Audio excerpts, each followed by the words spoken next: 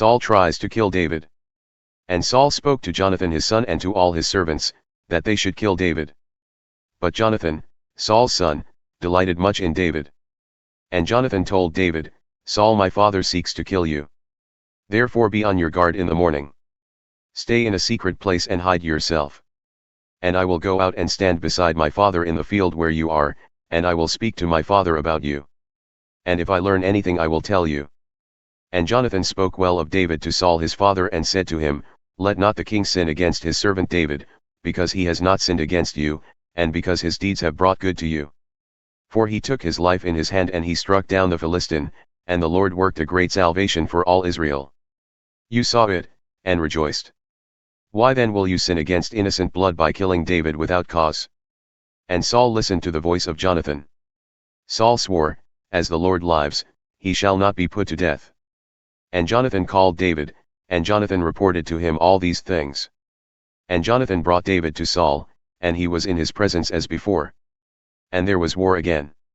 And David went out and fought with the Philistines and struck them with a great blow, so that they fled before him.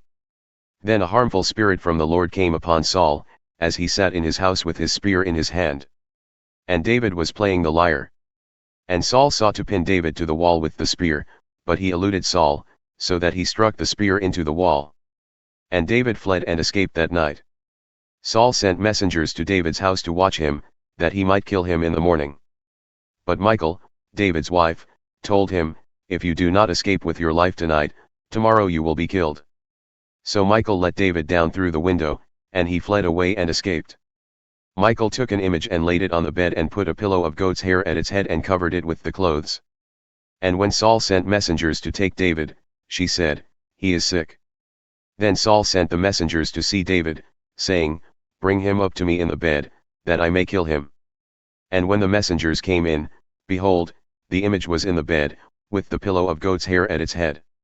Saul said to Michal, Why have you deceived me thus and let my enemy go, so that he has escaped? And Michal answered Saul, He said to me, Let me go. Why should I kill you? Now David fled and escaped, and he came to Samuel at Ramah and told him all that Saul had done to him. And he and Samuel went and lived at Naioth. And it was told Saul, Behold, David is at Naioth in Ramah. Then Saul sent messengers to take David, and when they saw the company of the prophets prophesying, and Samuel standing as head over them, the Spirit of God came upon the messengers of Saul, and they also prophesied. When it was told Saul, he sent other messengers, and they also prophesied. And Saul sent messengers again the third time, and they also prophesied. Then he himself went to Ramah and came to the great well that is in Secu. And he asked, Where are Samuel and David? And one said, Behold, they are at Naioth in Ramah. And he went there to Naioth in Ramah. And the Spirit of God came upon him also, and as he went he prophesied until he came to Naioth in Ramah. And he too stripped off his clothes, and he too prophesied before Samuel and lay naked all that day and all that night. Thus it is said, Is Saul also among the prophets?